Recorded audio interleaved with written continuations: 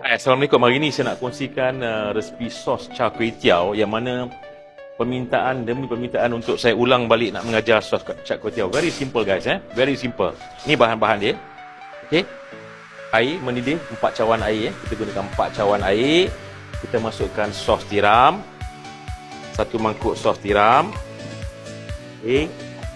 Kemudian bawang putih, bawang putih.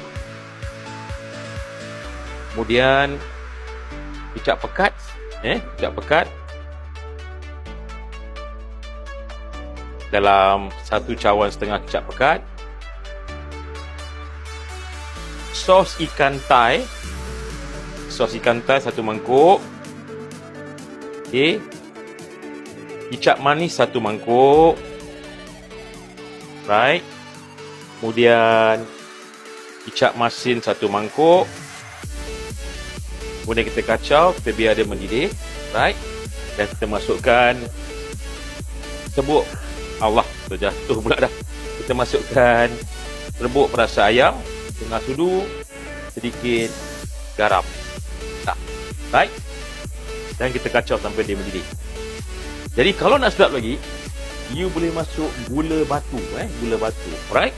Kemudian kita biar dia mendidih sampai betul mendidih, lebih kurang renehan, lebih kurang setengah jam lah. Okay. Sebab ini saya buat TikTok, saya tak nak lama. TikTok pun maksimal 5 minit, if not people get bored. Kemudian kita rasa.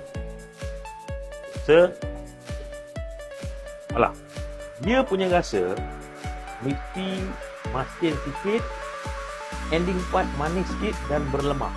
Sebab apa dia kena masin sikit? Apabila kita goreng kuih tiaw kan, kuih tiaw tu dia karbohidrat. Dia berkandung, kan?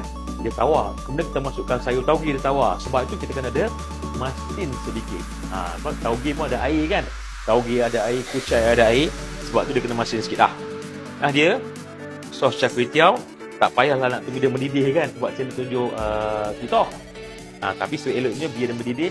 Biar dia punya reduction tu daripada 1 liter dia akan jadi lebih kurang dalam 900 ml. Alright. Dah pun siap sos char kway teow. So this sos char kway teow ni boleh guna untuk goreng, bihun goreng dan sebagainya. Okay. Baik. Dah pun siap resepi ringkas kicap sos kway teow. Saya Chef Sabri. Saya doakan mudah-mudahan anda diberkati Allah, rezeki, panjang umur. 18 Chicago, Milano.